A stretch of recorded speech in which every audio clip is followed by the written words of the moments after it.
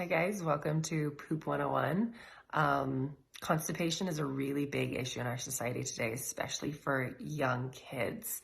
And so I want to talk about the issue, I want to talk about the mainstream approach, and then I want to talk about your options as far as other health options go. So a lot of kids are experiencing chronic constipation. So parents will take them to the doctors and the doctors will prescribe Miralax. This is problematic for a few reasons. One, there's no informed consent around Miralax, so that sucks. But two, Miralax was originally intended for patients 17 years old and older, and it wasn't intended for use for longer than 7 days.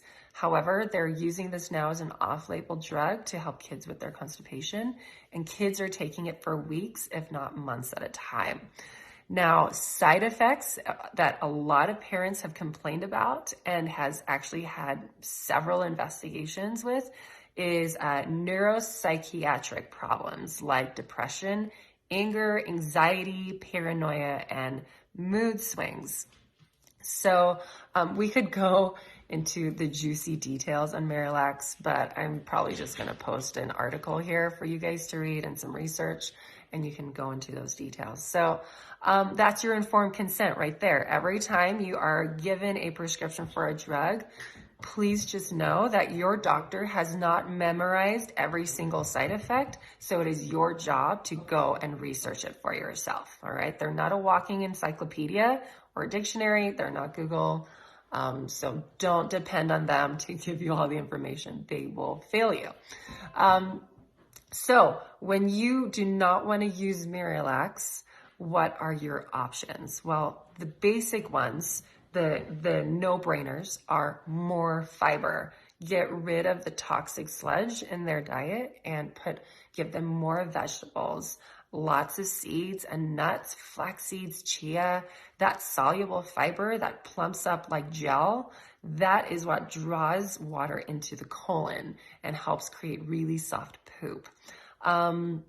So make sure they're eating food. Stress is also a really critical factor as well, because when you're stressed, your enteric nervous system kind of shuts down. Or for some people, it becomes hyperactive and then they have too runny of stools, right? So, so manage your stress, manage your children's stress, and heal emotionally. However, let's get into the chemical side of things. So magnesium is extremely, extremely important for 300 plus biological functions in your body. It's incredible. And yet it is so depleted in our diets these days because our soils are so depleted. So what does magnesium do specifically for the colon and for your digestive tract? Well, magnesium is a massive player in neurological function and musculature integrity. So it helps with neurological response, so that peristalsis contraction. We want to make sure that our nervous system is working in tip-top shape. So magnesium is a massive part of that. But it's also a really big part of making sure that the muscle wall of the colon and the small intestine is really healthy and plump. And so it's nice and soft and supple, so magnesium really helps with that. So you want to make sure you are taking an absorbable magnesium, a magnesium that is absorbed by your tissues. Now there's another side to magnesium that actually creates a laxative effect. So we'll talk about laxative effect magnesiums and highly absorbable magnesium. So magnesium has almost like a dual role, which is kind of cool, and it's great for bowel movements. Again, we don't want to become dependent on it. All right. So let's first talk about the magnesiums that have an osmotic laxative effect. So what that means is it draws water into the colon so it can soften that stool. A lot of times people complain about taking magnesium and it gives them the runs. That's because you're taking a magnesium that's not highly absorbable by your tissues. All right. So magnesiums that I really like to create more of a laxative effect, so you don't have to take Miralax, are your magnesium oxides and your magnesium citrates. All right. So those are not going to be very absorbable by your tissues. You will absorb some of it, but they typically tend to create more of a laxative effect by drawing in water, and then you just poop it out. The ones that are more absorbable by your tissues are, and I made a list here, so I want to make sure I mention all of them. So magnesium glycinate, magnesium malate, magnesium threonate, they are all very easily absorbed by your tissues. So if you are going for that tissue integrity, that nervous system integrity, fun fact, magnesium threonate is most absorbable by your brain, and it tends to be the most rare magnesium on the market because it's probably very expensive to produce. So there you go. You could eat a lot of Swiss chard to get that magnesium. So just eat a lot of chard. But those are the most absorbable by your tissues. So maybe you want to take two types of magnesiums, one to create the laxative effect and one to support your nervous system and your musculature. So I'm going to show you some products that I really like to use. And then you can play around with them and see what works best for your body. There's no one size fits all. That's never going to happen in our world. It's because my body is different to your body. My DNA is different to your DNA. My nutritional needs are different to your nutritional needs. So I'm just going to kind of throw everything at you, and then you can play around with it for you and your children. So for my kids, I really like this active magnesium. It's a magnesium malate, and it's a chewable, so it's sweetened with xylitol. I don't like that it has like other stuff in it, but really it's one of my most favorite magnesiums. And so my kids love that one. For adults, I actually really love the Nutrigold magnesium because what they do is they actually bind that magnesium to rice bran, which has a lot of amino acids.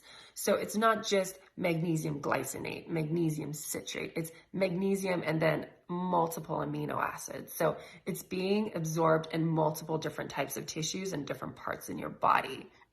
If you just have like magnesium glycinate, that's more absorbable in like one or two types of tissues versus multiple types of tissues. So this magnesium gold won't create a laxative effect typically. I don't think I've ever had anyone say this has given me the runs yet. So again, highly absorbable. I really like this. The only issue is that if your kids can't swallow pills, you might want to open it up, put it in a smoothie, but it's kind of gritty. So they might not like the texture. So those are my magnesiums. All right. Other things that help with peristaltic contraction is the Good to Go. So I'm going to show you the adult version and the kids version. This stuff is like liquid gold. This has helped so much in our family.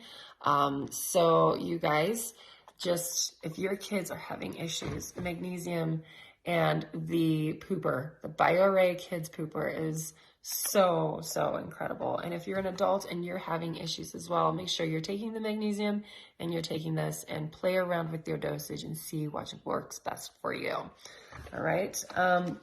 Last but not least, there is the Dr. Christopher's Kitty Reg. My bottle, you can tell, has been thoroughly loved. It's the Kitty Reg. It's filled with a bunch of herbs, the same as with the BioRay. That's got a bunch of herbs in there too. But that helps with what those do. Well, what the herbs do is they help kind of, plump up the poop. But what the other things do in the BioRay is it helps with the nervous system to actually work and create that, it creates that kinetic movement again. So again, see what your body needs. Do you need neurological stimulation and a healthy nervous system? Do you need a healthy musculature in your colon? Do you need more water in your colon? So you need something that creates more of an osmotic effect. Play around with your dosages, play around with the products, see what works for you, but they do work. And let's recap. Fiber, you guys, veggies, lots of water, and stress management. And there you go. That's your perfect medicine cabinet for colon health.